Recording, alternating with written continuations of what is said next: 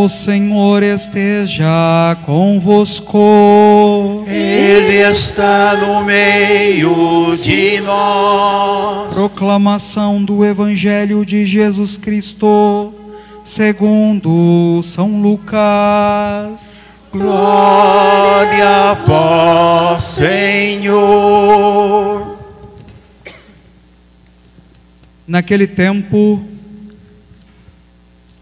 estando Jesus na sinagoga, começou a dizer: hoje se cumpriu esta passagem que acabastes de ouvir. Todos davam testemunho a seu respeito, admirados com as palavras cheias de encanto que saíam da sua boca. E diziam: não é este o filho de José? Mas Jesus disse: sem dúvida vós me repetireis o provérbio: médico, cura-te a ti mesmo. Faze também aqui em tua terra o que ouvimos dizer que fizestes em Cafarnaum. E continuou: em verdade eu vos digo que nenhum profeta é bem recebido em sua pátria. De fato, eu vos digo, no tempo do profeta Elias, quando não choveu durante 3 anos e 6 meses, e houve grande fome em toda a região, haviam muitas viúvas em Israel. No entanto, a nenhuma delas foi enviado o profeta Elias, a não ser a uma viúva que vivia em Serepta, na Sidônia. E no tempo do profeta Eliseu, haviam muitos leprosos em Israel. Contudo, nenhum deles foi curado, mas sim Naamã, o sírio. Quando ouviram estas palavras de Jesus, todos os que estavam na sinagoga ficaram furiosos e levantaram-se e o expulsaram da cidade.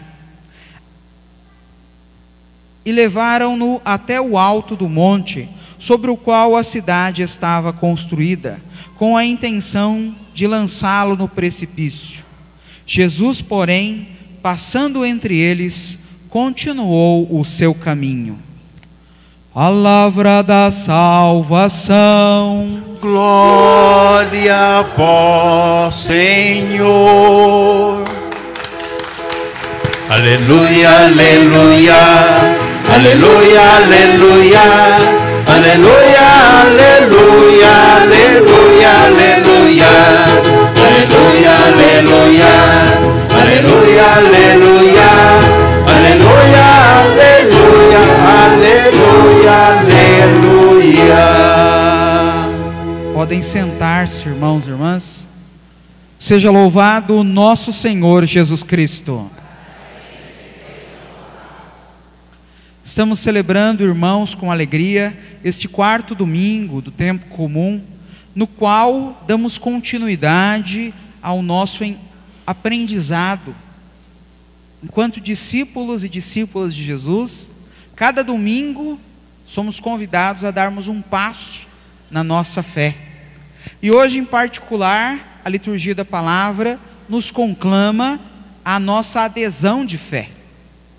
Domingo passado, celebrávamos na liturgia da palavra Jesus, que é aquele sobre o qual o Espírito Santo está, sobre o qual desceu o Espírito que o consagrou e o enviou numa missão de anunciar a salvação aos pobres e a libertação aos cativos. E como naquele tempo nós também nos alegramos por conhecer o nosso Salvador. No entanto, na dinâmica da liturgia, na dinâmica de Deus, neste domingo, Jesus já nos convida a darmos o nosso contributo dentro desse processo.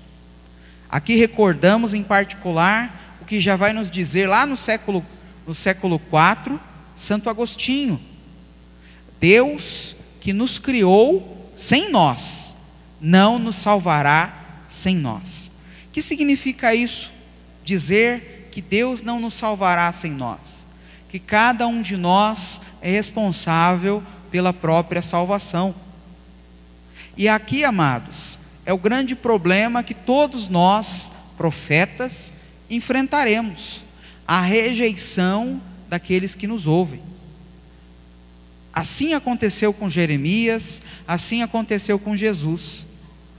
Mas é importante que nós recordemos que, ao contrário do que muitos pensam, a vida não é um passeio, a vida é uma missão.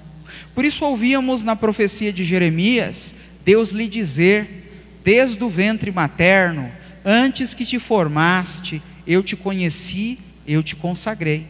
Ou seja, antes de nascermos, antes que fôssemos concebidos, nós no ventre de nossas mães, Deus tinha um propósito para a nossa vida. E ouso dizer que Ele tem um propósito. Nenhum de nós vem a este mundo à toa, a passeio, como eu dizia. O problema é que, estando nesse mundo, o tempo e o mundo incumbem-nos de ocupar o nosso tempo e de nos enganar. São verdadeiras armadilhas, como por exemplo o shopping.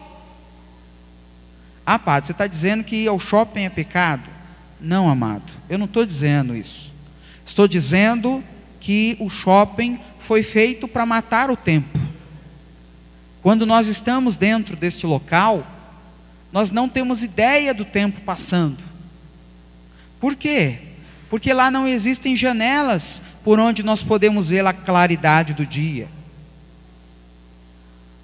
Lá o formato é geralmente formato de labirinto. Você roda, roda, roda e passa 3, 4 vezes no mesmo lugar e às vezes não percebe. Estou usando o shopping como um exemplo das coisas que o mundo faz para nos enganar. Nós entramos nesse local às 10 da manhã e quando você se dá conta já é 5 horas da tarde e você às vezes não fez nada. Melhor, às vezes você só fez dívida. Sai de lá endividado. Tem muita gente que faz assim com a vida. Vive 80 anos e sai desse mundo com dívida, cheio de pecado. E aí tem que depender da misericórdia de Deus lá no purgatório e das orações dos fiéis aqui na missa. Ou o padre está mentindo? É por isso que Deus está chamando a nossa atenção. Não encareis a vossa vida como um passeio, mas como uma missão. Nenhum de nós que está aqui, ou mesmo quem está nos assistindo pela internet, nos acompanhando, veio ao mundo por mérito. Não. O único que se encarnou por mérito é nosso Senhor Jesus Cristo. É mérito como Filho de Deus, como Redentor da humanidade, que Ele se fizesse homem. Mas nós nascemos por causa do amor de Deus. Você nada fez para merecer nascer, mas você nasceu porque Deus ama você. E o amor de Deus é esse amor que São Paulo está nos descrevendo na segunda leitura de hoje, na carta aos Coríntios, falando da caridade. E que significa, padre, caridade? Significa justamente isso. Caridade vem da raiz caritas, e aí a gente se lembra quando fala de caridade, de carência. O que é carência? É débito. Você está carente, você está precisando de algo. Caridade é o amor que Deus tem por nós, um amor por quem não merece ser amado. Nós não merecemos o amor de Deus,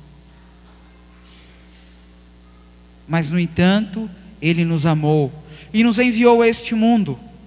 Por isso a vida é um dom de Deus. No entanto, meu amado, e aí eu recordo, essa semana celebramos São João Bosco, e São João Bosco diz justamente isso: a vida é um presente de Deus para você, mas o que você faz com a sua vida é o seu presente para Deus. Por isso, nós precisamos ter muita atenção à vida. para não vivê-la de qualquer jeito. Por isso, Deus, que nos conhece antes de termos sido formados no ventre de nossas mães, Ele quis que nós viéssemos, porque acredita nas nossas capacidades, porque acredita nos nossos dons, que Ele próprio deu ao nos formar. Mas veja, assim como Ele conhece as nossas capacidades e dizia a Jeremias que o constituiu profeta das nações, e isso é mérito de Deus e não nosso. Se nós somos profetas, não é mérito nosso, é mérito de Deus. Mas é preciso preparar-se para essa profecia. Por isso Deus está dizendo a Jeremias: cinge-te, põe o cinto, veste a roupa. O que significa isso? Prepara-te para a missão. Não espere só que Deus faça a parte dele. Às vezes a gente acredita muito nisso, e nós nos alegramos muito com isso, e a gente às vezes se gloria de coisas que na verdade não devem ser nossa glória, porque são glória de Deus.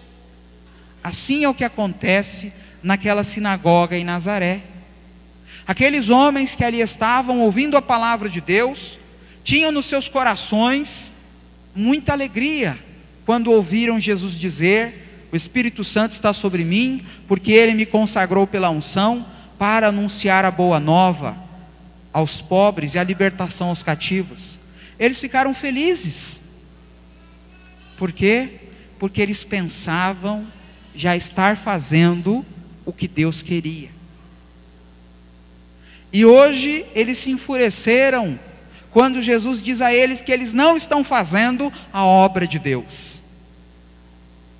E eu tenho que dizer a você também que nós também não estamos fazendo a obra de Deus. Às vezes a gente acredita, por ser católico, por ser cristão, por ter sido batizado, por receber a Eucaristia, que nós já estamos fazendo a nossa parte para sermos salvos. E eu devo te dizer que não, porque isso é pura graça de Deus. O que são os sacramentos?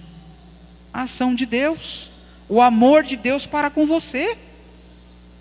Você foi batizado nos méritos de Cristo, então não é mérito seu. Você comunga do corpo de Cristo, não é o teu corpo. Então nada disso é mérito seu. Tudo isso é obra de Deus, não a sua. Ah, padre, mas espera aí. Então o que eu devo fazer para entrar nesse caminho de salvação? Ora, fazer a obra de Deus, crer naquele que Deus enviou, Jesus Cristo. Ah, padre, mas eu já creio, eu venho à missa. Não. Crer é muito mais do que vir à missa. Crer é manifestar as obras de Cristo.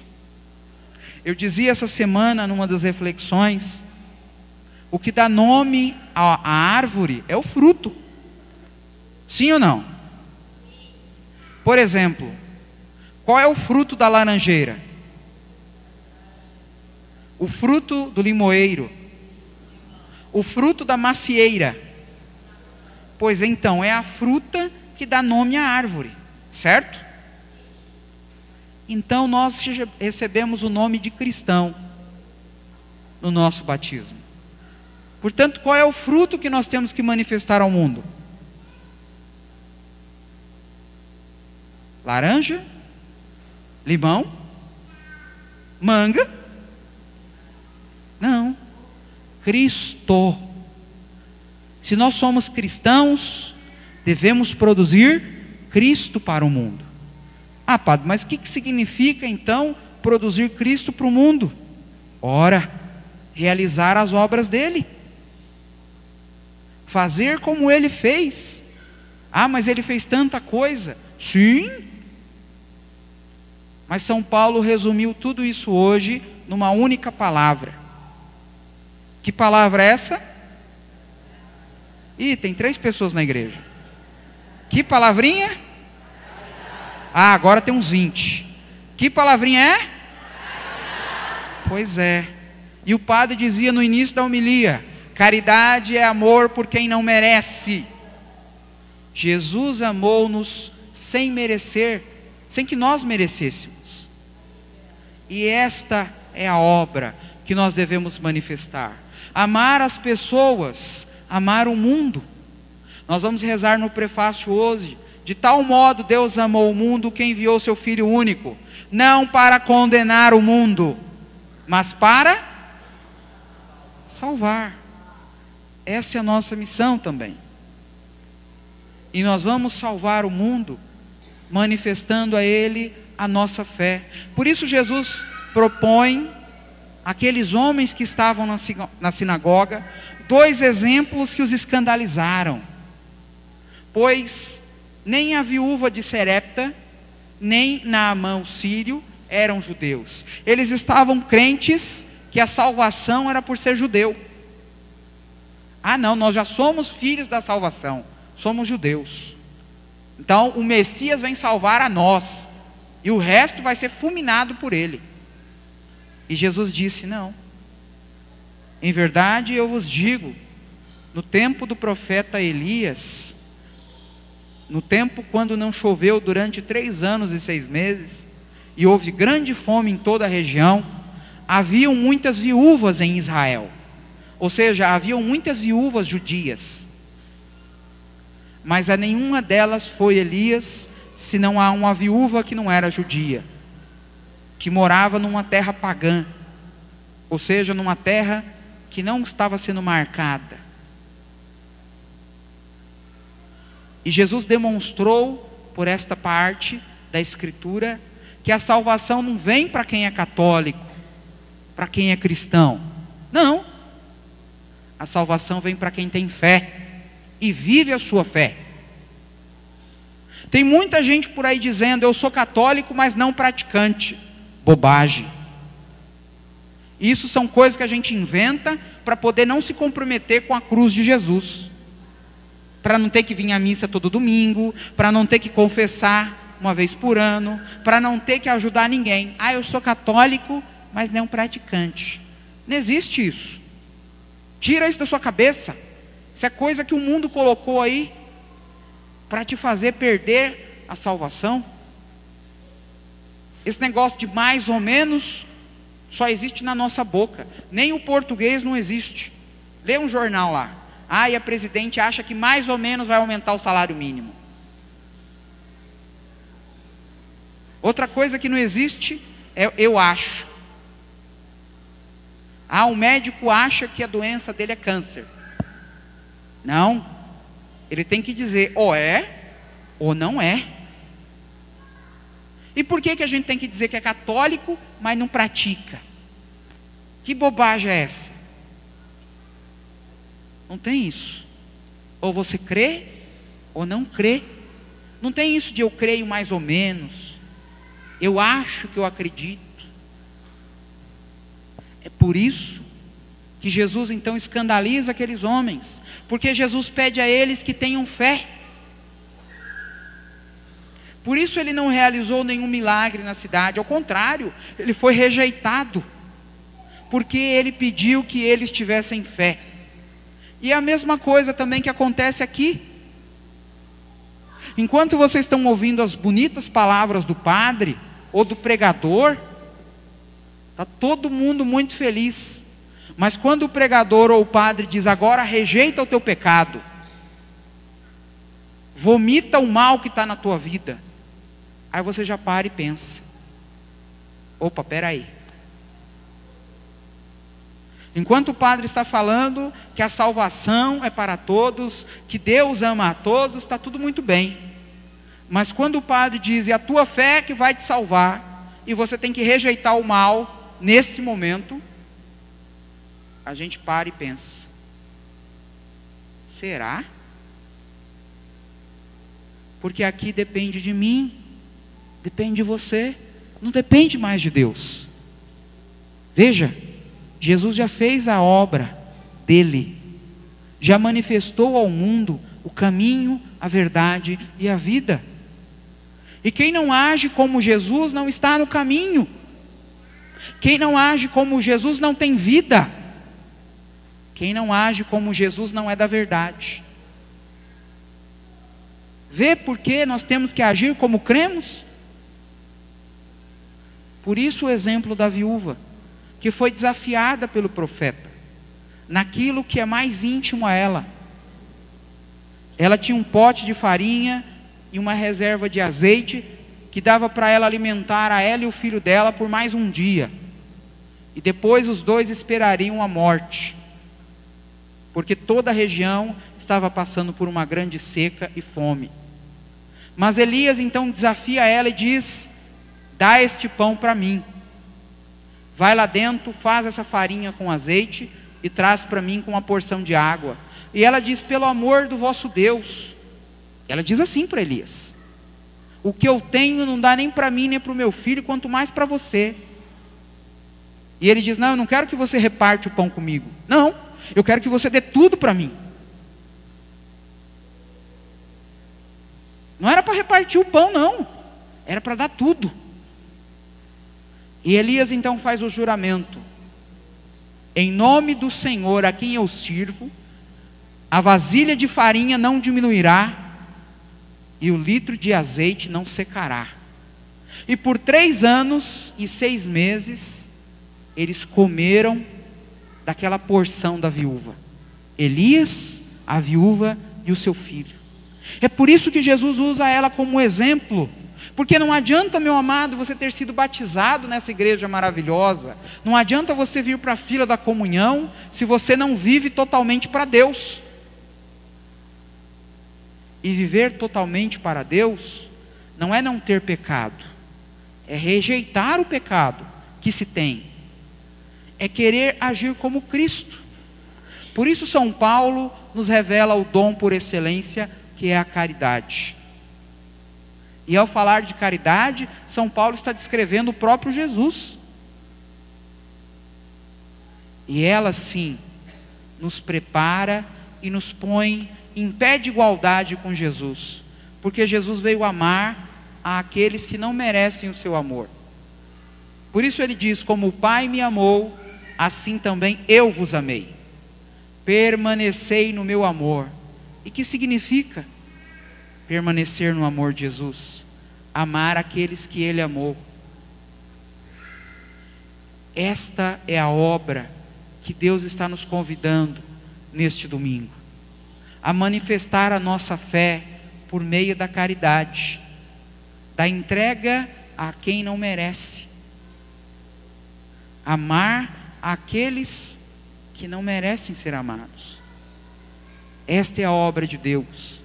Nisto nós seremos reconhecidos como filhos de Deus, porque o nosso Pai ama a todos e não faz distinção de ninguém.